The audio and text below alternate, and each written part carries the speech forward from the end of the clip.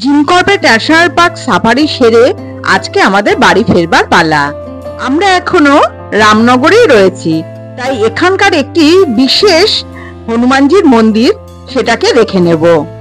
যদিও আমাদের এই মন্দির সম্পর্কে কোনো ধারণাই ছিল না, আমাদের ড্রাইভার দাদা এখানে নিয়ে আসলেন। হনুমানজির মন্দিরটি রামনগর থেকে প্রায় 7 কিলোমিটার দূরে ছই অঞ্চলে অবস্থিত। এই মন্দিরটির পাশ দিয়ে বয়ে চলেছে কোশি নদী, যা এই মন্দিরটিকে আরো গুরুত্বপূর্ণ করে তুলেছে। মন্দিরে ঢোকবার আগে তার প্রবেশদ্বারটি অসাধারণ, যা দেখে আমরা সবাই মুগ্ধ হলাম। এখানে এসে জানতে পারলাম যত বড় বড় হনুমানজির মন্দির রয়েছে ভারতবর্ষে, তার মধ্যে এটিও কিন্তু অন্যতম। এত সুন্দর মন্দিরটি দেখতে আসলে প্রত্যেকের মন কিন্তু এক আধ্যাত্মিকতায় ভরে যাবে।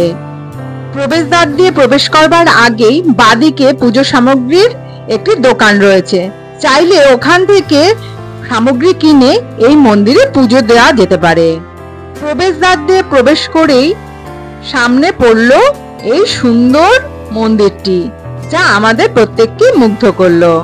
এই মন্দির সম্পর্কে একটি কথা জানতে পারলাম, পৌরাণিক কালে হনুমানজি এই মন্দির যেখানে এখন অবস্থিত রয়েছে এখানে বিশ্রাম করেছিলেন।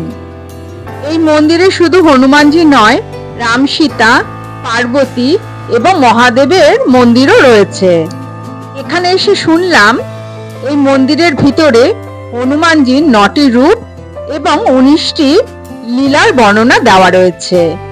প্রতি বছর এই মন্দিরে বার্ষিক অনুষ্ঠানটি খুব ধুমধাম করে পালন করা হয়ে থাকে। এখানে আজকে যদিও খুব ভিড় কম, কিন্তু এই হনুমানজির মন্দির এই উত্তরাখণ্ডের কিন্তু একটি বিশেষ আকর্ষণও বটে। এখানে এসে আমাদের মন সত্যি সত্যি একটা আলাদা প্রশান্তিতে ভরে গেল।